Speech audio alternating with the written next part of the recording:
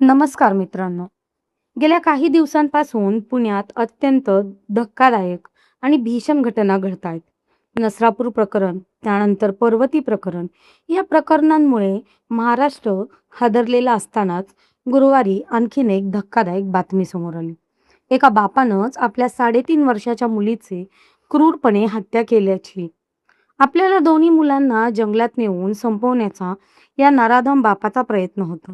पण 5 वर्षाचा लहान मुलगा यातून वाचला, ज्याच्यामुळे या प्रकरणाला वाचा फुटली.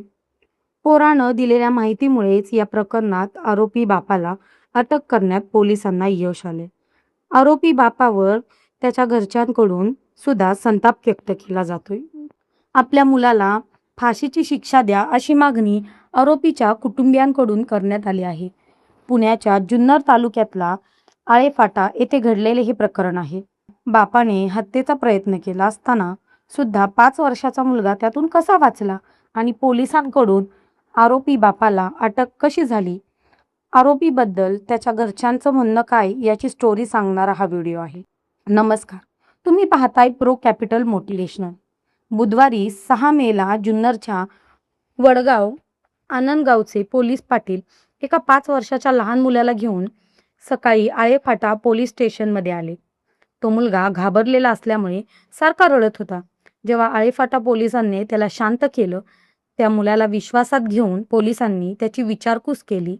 तुझं नाव काय, तू कुठे राहतोस, तुझ्या घरी कोण असतं, असं पोलिसांनी त्या मुलाला विचारलं. तेव्हा माझं नाव आर्यन सागर शिंदे असून मी मोशीला राहत असल्याचं त्या 5 वर्षाच्या मुलानं पोलिसांना सांगितलं. माझे पप्पा मला आणि माझ्या लहान बहिणीला तुम्हाला फिरायला घेऊन जातो असं सांगून संध्याकाळी बाहेर पडले.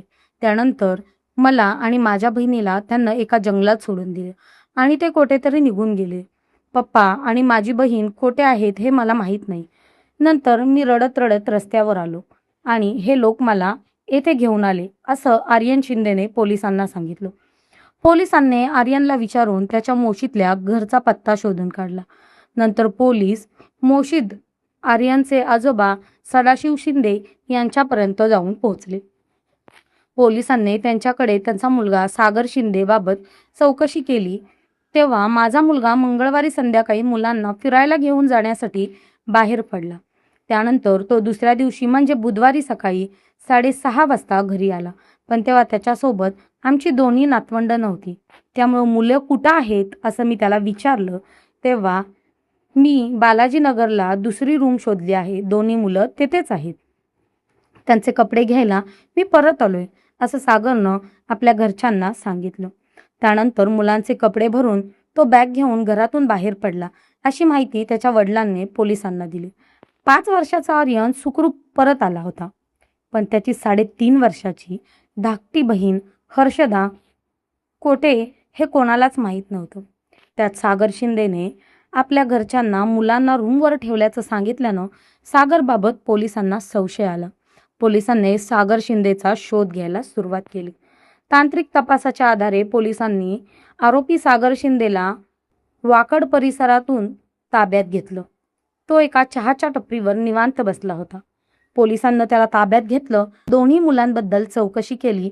तेव्हा आपण मुलांसोबत नक्की काय केलं याची सगळी माहिती सागर शिंदेंनी पोलिसांना दिली. काही वर्षापूर्वी सागर शिंदेचे लव्ह मॅरेज झालं होतं. त्यानंतर दोघांना 2 मुलं झाली. पण सागर आणि त्याच्या बायकोमध्ये सतत वाद होत होते. या वादातून कंटाळून सागरने पत्नी 9 महिन्यापूर्वी त्याला सोडून बाहेरही निघून गेली होती. ती आपल्या दोन्ही मुलांना सागरकडे सोडून गेली होती. तेव्हा आपल्याला मूल नको आहेत असं सुद्धा सागरनं त्याच्या घरच्यांना सांगितलं होतं. दरम्यान सागरनं अनेकदा त्याच्या बायकोला घरी यायची विनंती केली, पण तिने त्याचं काही ऐकलं नाही. म्हणून सागर चिडला होता. त्यात घरात मुलांचा त्रास होत असल्यामुळे मंगळवारी संध्याकाळी तो दोन्ही मुलांना बाहेर फिरायला नेतो असे सांगून घेऊन गेला. तो त्या दोघांना घेऊन पुणे नाशिक महामार्गावरील संतवाडी ओळखिंड परिसरात घेऊन आला. तिथल्या एका निर्जन स्थळी सागरनं गाडी थांबवली. तेव्हा आपली दोन्ही मुलं झोपून गेल्याचं त्याने बघितलं. त्याच अवस्थेत नराधम सागर शिंदेने दोघांचा गळा दाबला. त्यानंतर त्याने संतवाडी परिसरातील फाउंटन हॉटेलच्या समोरच्या जंगलात आपल्या दोन्ही मुलांना फेकून दिलं आणि तेथून तो पळाला. त्याला आपण आपल्या दोन्ही मुलांचा जीव घेतल्यास कोणताही पश्चाताप नव्हता. तो मुलांना मारून दाढी करून घरी गेला. तेथे आपल्या आईवडिलांना खोटं सांगून मुलांचे कपडे घेऊन तो बाहेर पडला. दरम्यान आपल्या दोन्ही मुलांना आपण ठार मारलं असल्याची कबुली सागरनं पोलिसांना दिली. त्याने पोलिसांना आपण दोघांचेही मृतदेह जंगलात कुठे फेकून दिले ती जंगलातील जागाही त्याने वाळेफाटा पोलिसांना दाखवली. तेव्हा पोलिसांनी तिथे 3.5 वर्षाच्या मुलीचा मृतदेह आढळला. दरम्यान आपला मुलगा जिवंत आहे याची कुठलीही माहिती नसल्याने सागरला मुलीचा एकटीचा मृतदेह बघून धक्का बसला. त्याने निर्लज्जपणे आपण मुलाला सुद्धा येथेच फेकून दिल्याची पोलिसांना सांगितले. पण आपल्या मुलामुळेच आपलं भिंग फुटल्याचं त्याला कळलं आणि त्याला मोठा धक्काच बसला.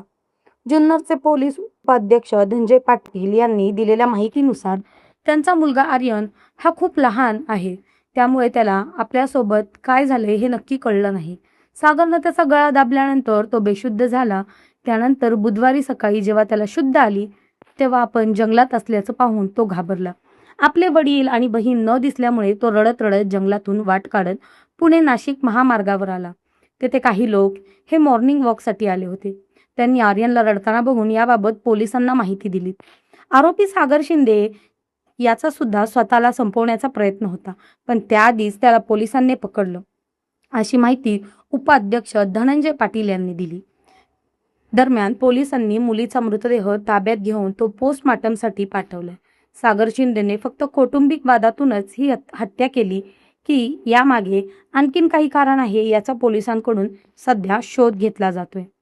आपल्याच वडिलांनी आपल्याला जीवे मारण्याचा प्रयत्न केला, आपल्या बहिणीचा जीव घेतला हे न कळवण्या इतका आर्यन लहान आहे. त्यामुळेच आपल्याबाबत नक्की काय झाले, आपल्याला बाबांनी नक्की काय केले याची कुठलीच जाणीव त्या लहानाला नाही. पण आरोपी सागर शिंदेच्या कुटुंबियांना मात्र आपल्या मुलाला कठोरातील कठोर शिक्षा देण्याची मागणी केली आहे. आमच्या पोराला फासावर लटकवा, तो सुटला नाही पाहिजे, पार त्याला फाशी द्या, आमच्यावर कृपा करा. उद्या तो सुटला तर आमचं काहीतरी बरं वाईट करेल. एक पोरगा वाचलाय, त्यालाही उद्या मारायला तो कमी करणार नाही. आम्हाला काय मारलं बिरलं तर आम्ही काय करणार?